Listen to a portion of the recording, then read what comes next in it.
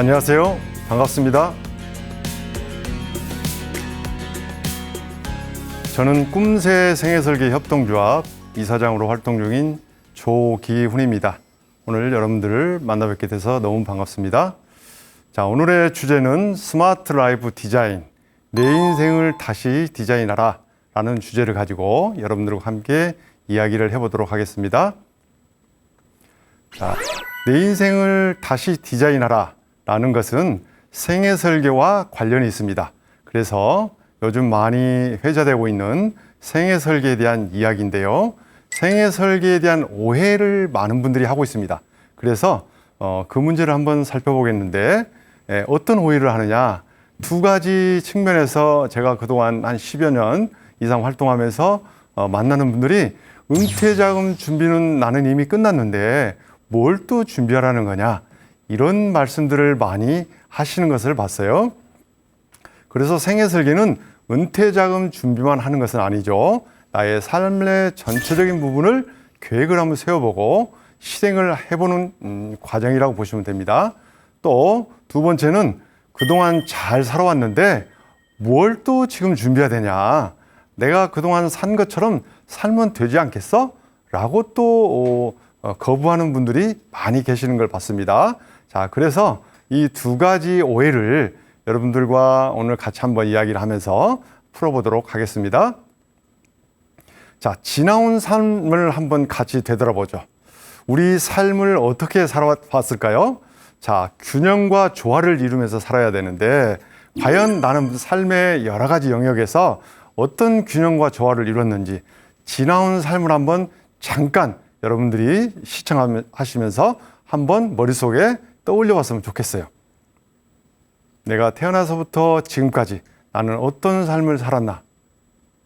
자, 그렇다면 방금 머릿속에 아마 많은 것들이 스쳐 지나갔을 거예요. 앞으로의 삶, 내가 언제까지 살 수는 아무도 알 수 없죠. 우리나라 평균 수명이 82.5세지만 82.5세가 평균 수명이면은 결국 대부분의 많은 분들이 거의 50% 이상은 90세 이상까지 살 수 있다는 것을 의미하는 것일 수도 있죠. 그래서 30년 또는 40년 이상 삶이 남았다면은 그 삶을 굉장히 의미 있고 보람되고 재미있게 살아야 되지 않겠습니까? 그래서 앞으로의 삶, 지나온 삶처럼 균형과 조화를 잘 이뤘다면 그렇게 또 살아가시면 되고, 그러지 못했다면 뭔가 준비를 잘해서 의미 있고 재미있고 행복한 삶을 살아가야 되지 않겠습니까? 자, 남은 인생을 행복하게 또 재미있고 의미 있게 살아가기 위해서는 두 가지가 필요하다고 해요. 그래서 이 두 가지를 살펴보면, 먼저 행복한 삶을 살기 위한 정책적 기반 마련, 다시 말해서 정부나 국가나 공공기관이 우리를 위해서 준비해 주는 거죠. 그래서 이것은 내가 해야 될 부분은 아닙니다. 그러나 옆에 행복 역량을 키우려는 개인의 실천, 이 부분은 내가 해야 되는 거죠. 그래서 행복한 삶을 위한 정책적 기반 마련, 그리고 행복 역량을 키우려는 나의 노력, 이것이 균형과 조화를 잘 이루어야 남은 인생을 행복하게 살아갈 수가 있습니다. 자, 그러면 균형과 조화를 어떻게 이루어야 되냐? 결국은 행복 역량을 키우려는 개인의 실천이 중요한데, 미국과 영국, 일본 같은 나라는 전 세계에서 매우 잘 사는 상위권에 있는 나라들이죠. 그러나 부탄이라는 나라는 여러분들이 아시다시피 상위권에는 있지 못하고 하위권에 삶의 어떤 부의 크기로만 본다면 하위권에 있습니다. 그러나 행복지수는 어떤가요? 우리가 많이 들어봤죠. 부탄 사람들이 행복지수 1위다. 물론 현재 유엔이 2년마다 조사하고 있는 이 행복지수에 부탄이라는 나라는 참여하지 않고 있어요. 왜냐하면 최근에 자신들이 원하는 그런 행복지수 판단 기준이 당신들과 다르다 해서 우리는 참여하지 않겠다 해서 참여는 하지 않습니다. 그 다음에 스웨덴이나 덴마크, 노르웨이, 이런 나라들은 사회복지에 굉장히 투자를 많이 하는 나라예요. 그러나 아이슬란드나 스위스는 얼음으로만 이루어진 나라 또는 산만 있는 나라들 아닙니까? 그런데 아이슬란드나 스위스가 사회복지에 투자를 많이 하는 덴마크나 스웨덴, 노르웨이보다는 훨씬 더 국민들의 행복 지수가 높다는 그런 결과가 나타나고 있습니다. 자, 그러려면 우리가 부탄이나 아이슬란드, 스위스 이런 나라 국민들이 왜 이렇게 행복 지수가 높을까요? 마틴 셀르그먼이라는 심리학자는 이 긍정 심리학이라는 주제를 발표하면서 사람이 살아가면서 부정적인 심리를 가질 수도 있고 긍정적인 심리를 가질 수도 있다. 또 어떤 사건이나 사물, 환경에 접했을 때 긍정적인 측면으로 바라보는 분이 있고 또 부정적인 측면으로만 바라보는 분이 있다. 그런데 이 긍정적으로 바라보면 내 삶이 훨씬 더 좋아지더라, 행복해지더라 라는 거죠. 그러려면 결국은 어때요? 이 긍정 심리학, 긍정적인 마음을 갖기 위해서는 그냥 되는 건 아니겠죠? 어때요? 행복 역량을 키워야 된다는 거죠. 행복 역량이라는 것은 행복한 마음이 들도록 하는, 긍정적인 마음이 들도록 하는 내 마음에 어떤 힘을 키워야 된다는 거죠. 자, 그래서 이 행복 역량은 생애 설계와 굉장히 밀접해 있습니다. 왜냐? 생애 설계라는 것은 뒤에서 살펴보겠지만 우리 삶의 여러 가지 영역들이 있어요. 뭐 크게는 8가지, 각 기관마다 조금 다르기는 하지만 대개는 이제 8가지로 이렇게 구분합니다. 그런데 이 8가지 모든 영역을 균형과 조화를 이루고 살아가는 것이 행복하다는 거죠. 그것이 바로 행복 역량이라는 거예요. 자, 그럼 우리가 어떻게 할 것인가? 행복 역량을 키우고 생애 설계를 잘하기 위해서는 어떻게 할 것인가? 자, 생애 설계라는 것은 크게 나눠보면 재무 영역과 비재무 영역으로 나눠집니다. 그래서 우리가 재무 영역은 돈이죠. 결국은 우리가 돈을 벌기 위해서 열심히 일하고 뭔가 희생하면서 살아오고 가족도 희생하고 내 건강도 희생하고 이렇게 살아왔잖아요. 그런데 인생 말미에 아니면은 퇴직이나 은퇴 전후에 몸이 아프게 되면 그동안 일했던 것이 정말 허사가 되는 너무 후회스러운 그런 드라마나 또 주변의 지인들로부터 많이 보셨을 거예요. 그래서 비재무 영역도 굉장히 중요하다는 거죠.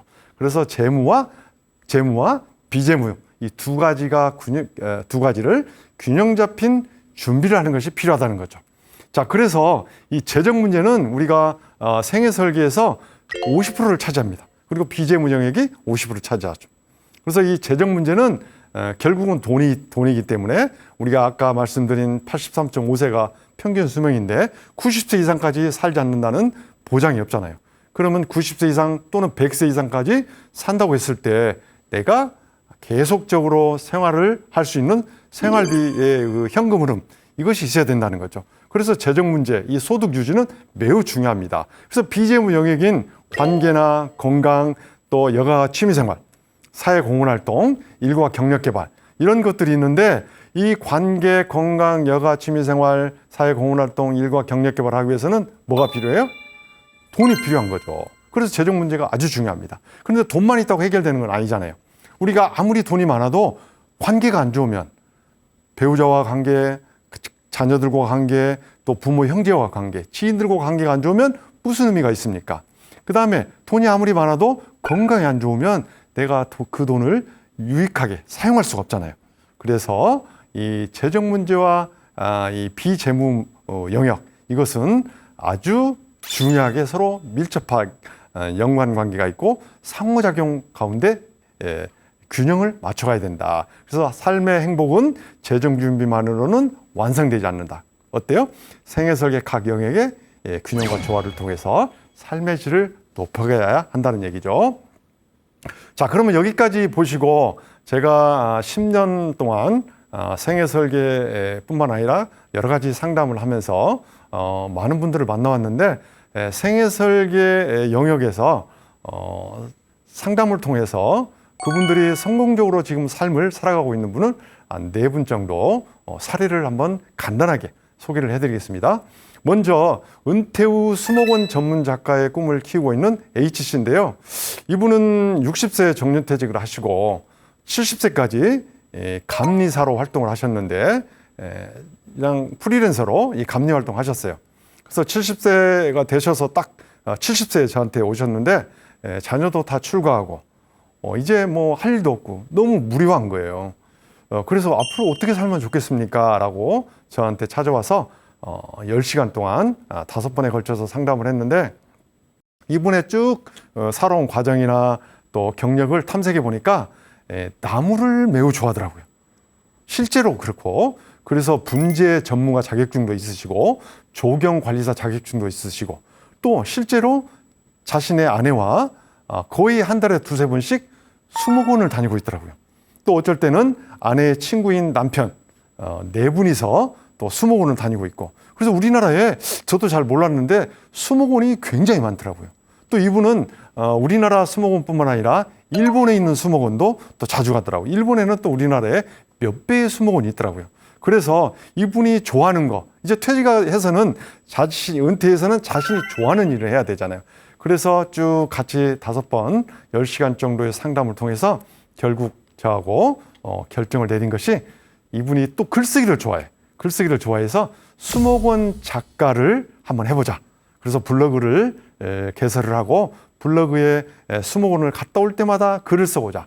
그러면은 뭔가 연대기순으로 그런 글을 쓰지 마시고 수목원에서 자신이 느꼈던 거, 어느 일정 지점에 갔더니 거기에 바위가 있었는데 바위에 누웠더니 구름이 흘러가고 새소리가 들리고 너무 아름다운 그 향기가 나고, 이런 것들을 한번 써보자는 거죠. 그럼 많은 분들이 그 글을 읽고 가보고 싶은 욕망이 막 물컹물컹 솟아나잖아요. 그래서 나중에 그걸 책으로 묶고, 그러다 보면 그 책을 보고 여기저기서 강의를 해오고, 그래서 이분이 지금 저하고 상담한 지 한 2-3년 됐는데 아주 즐겁게 지금 하고 있습니다. 자, 2번째는 온라인 저널리스트로 제2의 삶을 시작한 CC인데요. 우연히 저랑 상담을 하게 돼서, 이분이 기자 출신이에요.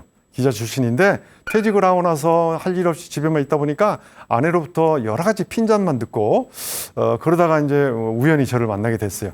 그래서 저희 상담센터로 한번 오십시오 해서 저하고 상담을 했었는데, 지금 어떤 일을 하시냐면 이분은 이제 앙코르 커리어라는 서울시 50+ 재단에서 하는 그런 프로그램이 과거에 있었습니다. 지금은 다른 이름으로 있는데요. 인턴십 같은 그런 제도죠. 그래서 1년 동안 기업체에서 그분을 한번 인턴십 한번 써보고 그분이 능력이 있다 그러면 계속 채용해서 일을 할 수 있는 그런 제도예요. 그런데 이분이 너무 그 기자 출신이니까 글을 잘 쓸 거 아니에요. 어디에 취업을 했냐면은 인턴십을 했냐면은 그 법률 온라인 서비스라는 그런 회사예요. 그래서 법적 분쟁에 관련된 재미있는 이야기, 또는 우리가 나의 그 앞으로 또 법적 분쟁이 생겼을 때 참고할 만한 이야기, 이런 것들을 스토리식으로 해서 글을 써서 홈페이지에 올리는 거예요. 그래서 이틀만 출근하고 3일은 집에서 재테크 근무한대요. 너무너무 좋아해요. 저에게 카톡으로 장문에 글을 써서 보냈는데 저한테 너무 고맙다는 그런 내용이에요. 그리고 지금 아주 재밌게 하고 있다. 그래서 이분도 정말 생애 설계 잘 준비해서 성공한 사례죠. 또 시설관리 전기기능사 자격증으로 새 일터를 연 케이스인데요. 이분은 국내 굴지의 그 연구소 소장님으로 재작년에 12월 말에 은퇴하신 분이에요. 그래서 10월 달까지 근무하시고 2개월 동안 뭔가 좀 의미 있는 그 앞으로 삶을 위해서 집에서 쉬면서 준비하시라고 회사에서 휴가를 주셔가지고 저한테 이제 오신 분인데, 이분은 자신은 제가 여러 가지 직업 심리 검사를 해보니까 자신이 연구소 일은 전혀 안 맞았다는 거예요. 그냥 먹고 살기 위해서 일을 한 거죠. 그래서 제가 직업 심리 검사를 해보니까 홀랜드라는 학자가 주장한 육각형 모형, 흥미 유형이 있는데 이분은 현실형으로 나오더라고요. 현실형이라는 것은 육체를 통해서 일하는 거, 현장에서 일하는 것을 좋아하는 그런 스타일이거든요. 그래서 시설관리사 자격증, 전기기능사 자격증 막 연속으로 따셔가지고 지금 그 일을 지금 이제 62세네요. 아주 재밌게 잘하고 계십니다. 자, 퇴직 후 한국어 교사 자격 과정을 준비하는 L씨인데요. 이분은 이제 직장에서 동료들과 관계가 안 좋아가지고 내가 직장 생활을 너무 오래 했나? 자, 그만둬야 되겠다. 아직 뭐 퇴직은 많이 남았어요. 그래서 그럼 뭘 하지? 할 게 아무것도 없는 거예요. 인사부에 근무했는데.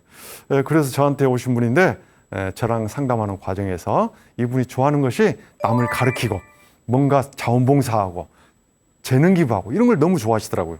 그래서 또 관계 문제도 저랑 상담하면서 해결하셨고 직장 생활을 정년 때까지 잘 하시면서 퇴직 이후에 자신이 할 수 있는 일을 한번 준비를 해보자 해서 한국어 교사 자격증 과정을 준비하고 있는 분이 있어요. 자, 이분도 나머지 인생을 퇴직 후에 잘 살아가기 위해서 준비하는 과정이죠. 자, 이 네 분의 이 생애설계 성공 사례를 보시면 나도 앞으로 어떻게 하면 되겠구나라는 것을 여러분들이 한번 머릿속에 생각할 수 있는 기회가 되실 거예요. 자, 그러면 앞에서 생애설계에 대해서 여러 가지 말씀을 드렸는데 과연 생애설계라는 것이 무엇이냐? 생애설계라는 것은 한 개인, 자, 내가 자아 정체성을 형성하는 후, 자아 정체성은 언제 형성됩니까? 청소년기에 형성되는 거죠. 그래서 청소년기에 자기의 자아 정체성 위에 자신의 가치, 사람마다 다 자신의 가치가 틀리죠. 그 다음에 삶의 또 목표가 있습니다. 그러면 그 목표를 자신의 가치와 맞는 목표를 세워야 되는 거죠. 나는 음악을 하고 싶어. 나는 미술이 하고 싶어. 나는 막 방송을 하고 싶어. 그런데 공부를 잘한다고 집에서는 의사가 돼야 돼. 아니면 판사가 돼야 돼. 검사가 돼야 돼.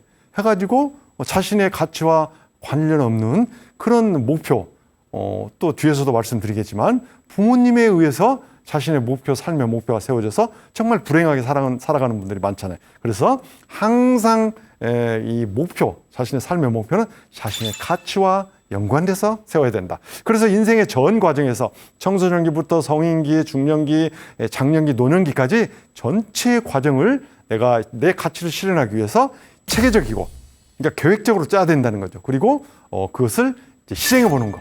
이것을 생애설계라고 하는 것입니다. 자, 그래서 생애설계는 다른 또 설계를 많이 포함하는데 경력설계.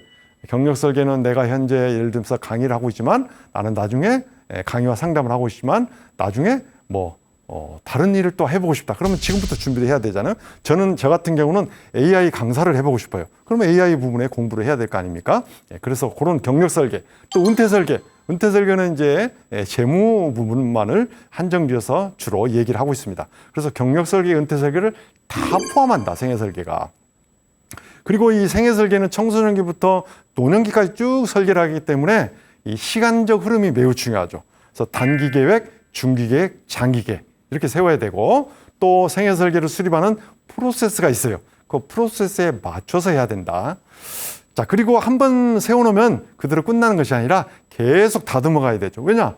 오늘 세운 계획이 내년에도 내가 그 생각이 그대로 내 가치는 크게 변하지 않지만 여러 가지 다른 측면에서 환경도 변할 수 있고 몸이 아플 수도 있고, 그래서 계속 다듬어 가고 수정하고 이렇게 해서 현실과 상황에 맞게 가져가는 것이 좋다. 자, 그러면 생애설계 앞에서도 살펴봤지만 재무 영역과 비재무 영역으로 나눈다고 그랬죠. 그래서 재무 영역은 재무설계, 그리고 일과 경력 개발. 왜냐? 일과 경력 개발은 돈을 벌기 위한 어떤 수단이기 때문에 재무 부분으로 저는 이제 포함을 시킵니다. 자, 비재무 부분은 이제 경력 개발 또는 가족 관계, 사회적 관계, 또 건강 부문, 여가와 취미 생활, 그리고 사회 공헌 활동, 이런 것들이 생애설계 영역이라 볼 수 있죠. 자, 이런 것들은 어디서 정의를 내렸냐? 미국의 정신의학회라고 있어요. 정신의학회 노년분과위원회에서 나온 정의입니다. 그래서 우리나라 각종 기관들이 국민연금공단이나 서울시 오시프로스 재단, 기타 여러 기관에서 이제 자신들의 기관의 실정에 맞게 또 환경에 맞게 약간 변형해서 많이들 사용하고 있어요. 자, 그 다음에 최근에 또 중요시하고 있는 것이 주거와 돌봄, 영적 생활, 즉 종교 생활. 이 세 가지가 최근에 생애설계 영역으로 이제 포함되고 있습니다. 그래서 주거, 노년기에 내가 누구랑 어디에서 살 건지, 그리고 누가 나를 돌보게 할 것인지, 내 스스로 돌볼 것인지 아주 중요하죠. 결국은 주거하고 돌봄은 이제 같이 가는 거죠. 그 다음에 종교 생활, 이 영적 생활이 우리 삶의 행복에 미치는 영향이 매우 크다는 거예요. 그래서 노년에는 어떤 종교든 하나 정도는 가지고 있는 것이 바람직하다라고 미국의 정신의학회에서는 이야기하고 있습니다. 자, 영역별, 그런데 이제 이 앞에서 살펴본 영역별, 그러면 이 영역별로 무엇을 내가 해야 되느냐? 핵심 주제가 있는 거죠. 재무, 일과 경력 개발, 가족 관계, 사회적 관계, 건강, 여가, 취미 생활, 사회 공헌까지. 뒤에 주거와 돌봄, 영적 생활은 뺐습니다. 자, 재무는 뭐예요? 돈 준비니까 은퇴 준비, 결국은 매월 월급처럼 나올 수 있는 현금 흐름, 이게 아주 중요하다는 거예요. 결국은 많은 돈이 들어오는 것보다는 정액으로 정해진 금액이 고정적으로 들어오는 게 중요하죠. 왜냐? 우리는 돈의 흐름에 맞춰서 살 수 있는 역량을 가지고 있거든요. 자, 두 번째는 일과 경력 개발. 뒤에서 살펴보겠지만 이 평생 취업. 지금은 평생 취업 시대입니다. 예전에는 평생 직장 시대였죠. IMF 이전에는. IMF 이후에는 평생 직업 시대. 내 직업이 이제 평생, 저의 직업이 무엇이냐라고 물으면 저는 뭐 여러 가지, 5가지 일을 하고 있지만 상담사입니다. 이렇게 얘기를 합니다.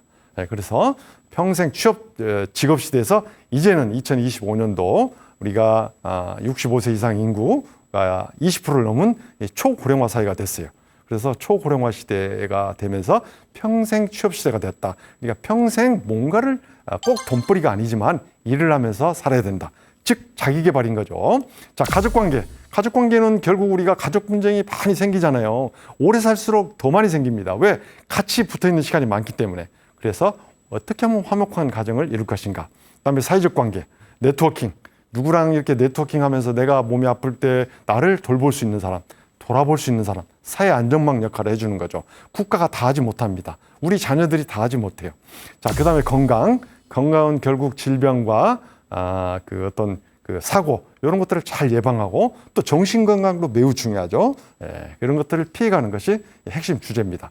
그리고 여가와 취미생활 이건 정서적 안정에 매우 중요합니다. 그리고 여가와 취미 활동은 전문가 수준까지 가면은 일거리로 또 연결이 될 수 있는 거죠. 그리고 사회공헌 활동, 재능기부죠. 또 자원봉사도 포함되고요. 삶의 의미와 보람. 우리가 그동안에 나만 위해서 살았다면 이제 다른 사람들의 삶을 되돌아보고 뭔가 재능도 기부하고 사회에 이렇게 산다는 것에 매우 의미가 있죠. 그래서 별 표시해 놓은 것은 일과 관련돼 있다는 거예요. 여가와 취미생활 사회공헌, 일과 경력 개발은 일과 관계가 있습니다. 자, 생애설계 수립 방향. 재무 디자인과 비재무 디자인이 있는데 우리 재무 디자인은 뭐 20, 30대, 40, 50대, 50, 60대, 60, 70대. 그래서 20, 30대는 자산 관리를 이제 막 시작하는 단계죠. 왜? 직업을 가지고 이제 수익 활동을 하기 때문에. 자, 그다음에 40, 50대는 이제 자녀 교육비, 결혼 자금 마련하는데 우리가 또 힘을 쓰죠. 50, 60대는 어때요? 평생 취업을 준비해야 되고 자산 관리.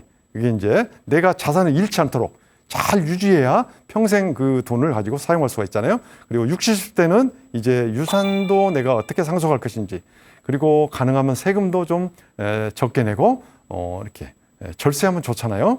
그래서 그런 부분에 관심을 가져야 되는 이런 부분이 이제 재무 디자인이고, 비재무 디자인은 앞에서도 보셨다시피 전 세대가 우리가 경력, 관계, 건강, 사회공헌, 취미 설계 부분에서 관심을 가지고 재무 디자인과 비재무 디자인을 균형 있게 해야 된다. 자, 그래서 다른 설계와 관계를 살펴보면 우리가 진로 설계라는 말도 많이 들어봤고 경력 설계, 노후 설계 이렇게 들어봤어요. 그러면은 진로 설계는 뭐냐? 진로 설계는 나의 앞으로 삶에 나아갈 길을 얘기하는 겁니다. 말 그대로 진로죠. 그래서 청소년기부터 대개는 35세 전후로 이렇게 39세 전후로 마쳐야 되는 거죠. 왜냐?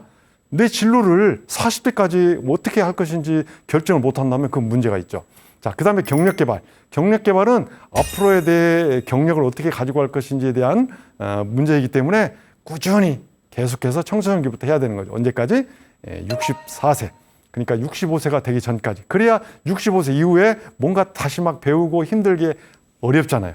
그러니까 65세 전후로 해서 완벽하게 내가 평생 할 수 있는 일거리를 만드는 게 굉장히 중요하다. 자, 노후 설계는 이제 뭔가 청년기에 직장 생활을 하면서부터 평생 동안 준비해야 되고, 생애 설계는 결국은 청소년기부터 평생 해야 되는 것이기 때문에 생애 설계가 앞에 말씀드린 진로 설계나 경력 설계, 노후 설계를 다 포함하고 있다. 이렇게 보시면 됩니다. 자, 생애 설계가 왜 필요한가 한번 살펴보면 시간을 효율적으로 사용할 수 있죠. 우리가 단기 계획, 그 다음에 중기 계획, 그 다음에 장기 계획. 이것은 1년 또는 3년, 10년 또는 뭐 5년, 10년, 20년 이렇게 세운다면 내가 허투루 시간을 사용하지 않잖아요. 그리고 이제 두 번째는 생애 발달 과업이라는 게 있어요. 에릭 에릭슨이라는 심리학자가 주장한 건데, 앞에 이제 청소년 이전 4단계는 빼고 그분은 이제 8단계로 인생을 나눴어요. 뒤에 4단계만 보면 청소년기부터 노년기까지. 청소년기의 발달 과업은 자아 정체성이라는 거죠. 그리고 성인기에는 친밀감, 직업적 안정성. 이제 직업적 안정성 과 중년기의 그 의미의 수호자는 베일런트가 주장한 거예요. 그 다음에 중년기에 에릭슨이 주장한 것은 생산성, 노년기는 자아통합. 그래서 예를 들면은 지금 여러분들은 이제 중년기 또는 노년기에 계실 텐데, 물론 성인기에 계신 분도 계실 수 있죠. 중년기 때는 어떻습니까? 우리가 생산성의 최고의 시간을 보내는 시기죠. 그래서 직장에서 승진도 하고 급여도 올리고 그다음에 내 이력을 더 확장시키기 위해서 뭐 이직도 하고, 그래서 가족은 약간 소홀할 수가 있죠. 그다음에 이제 의미의 수호자, 내가 의미 있는 사람이 되고 싶어 하는 거예요. 그래서 직장에서도 후배들을 가리키기도 하고 또 지역사회에 참여해서 내가 가지고 있는 재능을 막 기부하려고도 하고, 이런 중년기에 목표가 있다는 거죠. 그런데 그 목표를 달성하지 못하면 어때요? 노년기에 가서 내가 굉장히 후회한다는 거죠. 그때 열심히 좀 해서 사장도 하고 내 사업체도 새로 만들어서 뭐 사업도 해보고 했으면 좋았는데 그때 내가 조금 소홀히 했어, 이런 생각이 들 수 있다는 거죠. 자, 노년기에는 자아통합이에요. 자, 자아통합의 반대는 절망입니다. 그래서 자아통합이라는 것은 어떤 삶을 평생 살아왔든지 간에 내가 살아온 삶은 그래도 의미 있는 삶이다. 나는 잘 살아왔어. 내가 중간에 좀 실수도 하고 실패한 경험도 있지만 그래도 지금 이렇게 건강하게 자녀들 다 출가시키고 또 내가 할 일도 있고 얼마나 나 자랑스러운가, 이런 생각을 하는 것이 자아통합이에요. 그런데 자아통합의 반대, 자아통합을 못 하신 분들은 절망하는 거죠. 내가 65세 이제 정년퇴직한 지 5년이나 됐는데 할 일도 없고, 그때 내가 50세 때 뭐 여러 친구들 또 직장 동료들이 주식 투자를 해서 나도 조금 한번 해볼까 해가지고 뭐 퇴직연금을 중간 정산해가지고 투자를 했는데 다 잃어버렸어. 그때 내가 주식 투자만 성공했더라면, 아니면 주식 투자를 하지 않았더라면 지금 내가 이렇게 경제적 어려움을 겪지 않고 잘 살 수 있었을 텐데, 그 생각에 계속 몰입되어 있는 거죠. 이분들은 절망하는 거죠.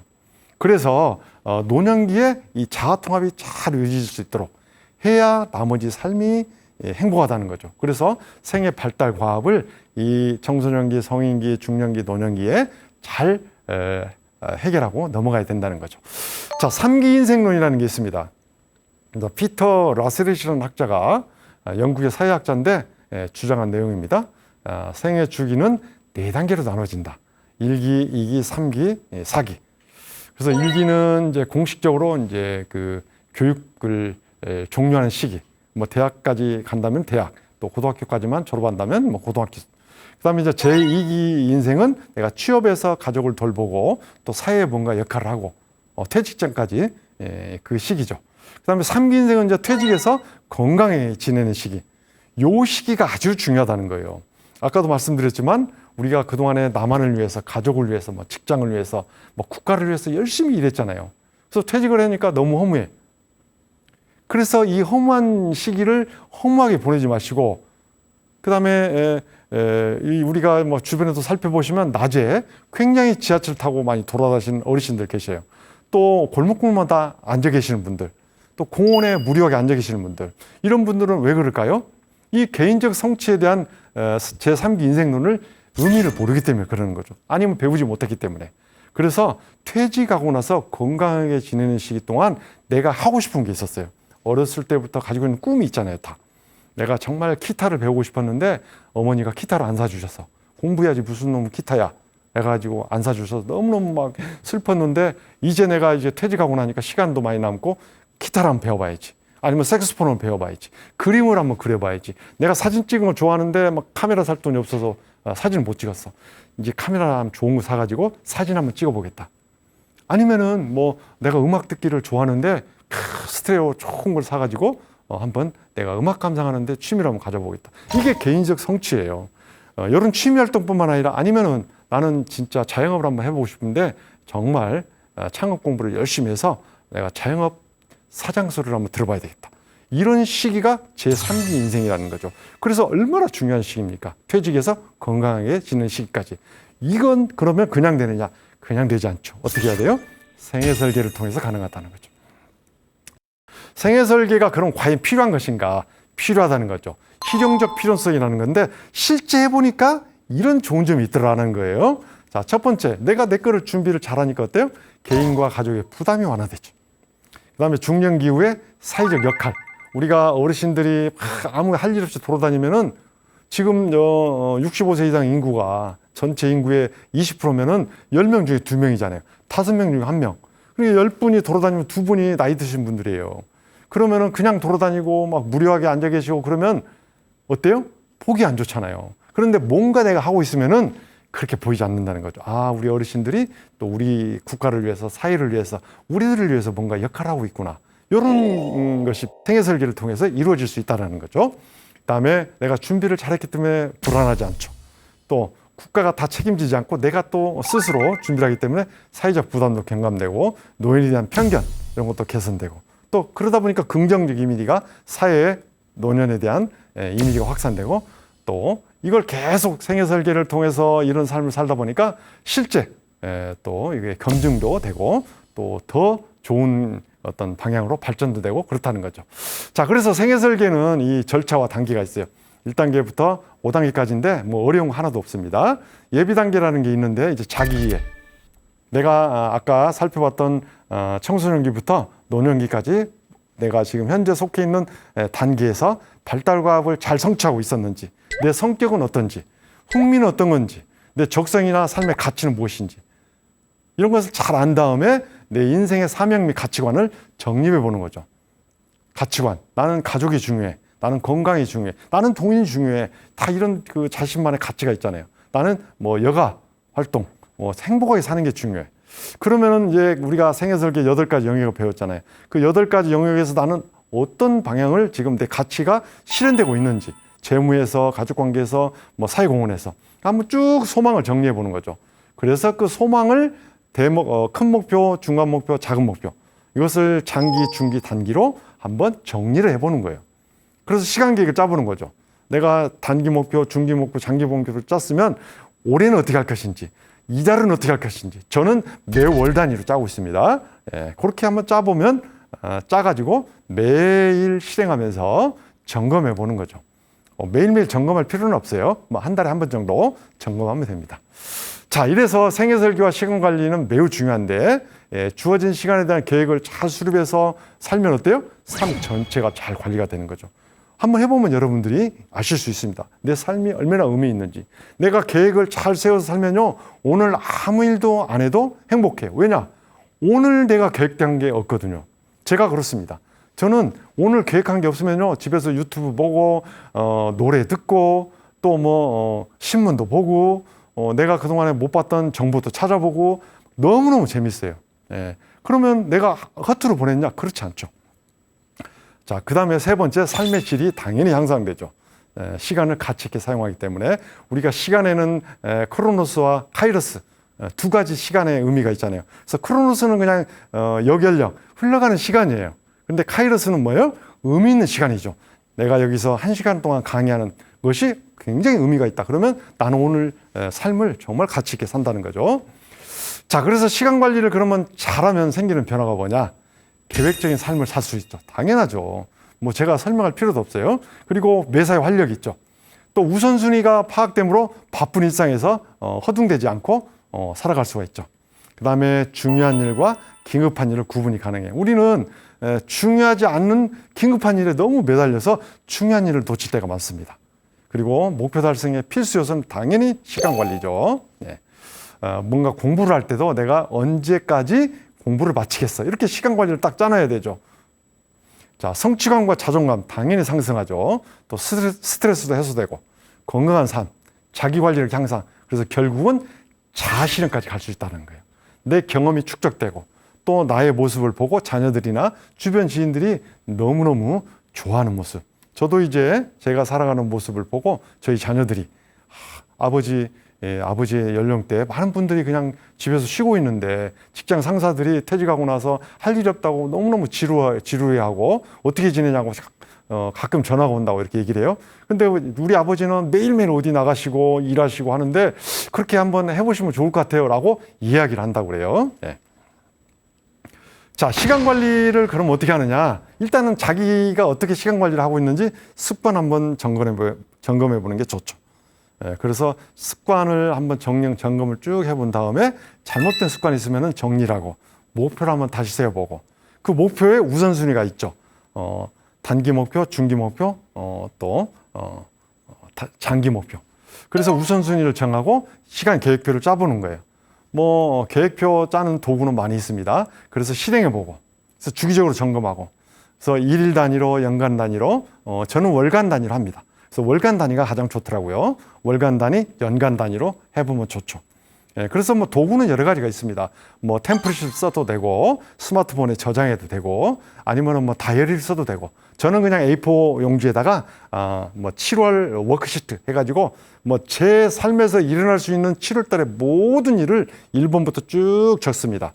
그래서 이거 끝났네, 이거 끝났네, 이렇게 하면서 빨간 줄로 쭉 끊고 뒤에 오케이 이렇게 써놓으면 볼 때마다 흐뭇해요.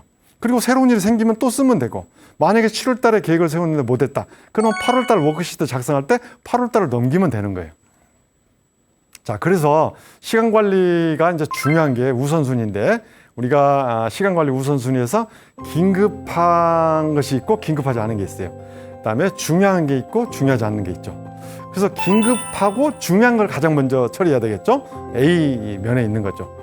그래서 위기 또는 기한이 촉박한 일, 오늘 뭐 예를 들어서 관리비를 내야 된다 그러면 느긋하게 있으면 안 되죠. 빨리 은행 마감 시간 전에 내야 되는 거죠. 네. 자, 그다음에 이제 뭐 C번이나 D번은 설명하지 않겠어요. 보시면 알기 때문에. 가장 중요한 게 저는 B면이라고 생각해요. 긴급하지는 않지만 중요한 거죠. 그게 뭐예요?